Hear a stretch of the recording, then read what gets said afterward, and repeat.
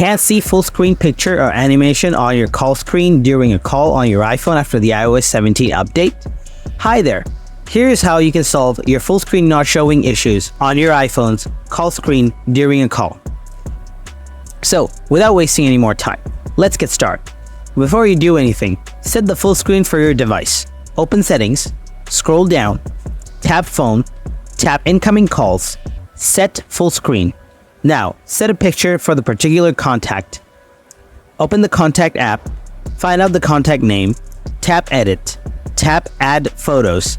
Now you can set picture or animation, tap the photo icon, tap Done. Quickly after that, please try to restart your iPhone before having calls from the number that you set the picture or animation. After that, your problem will be solved, and your full picture will be displayed on your iPhone. Thanks for watching.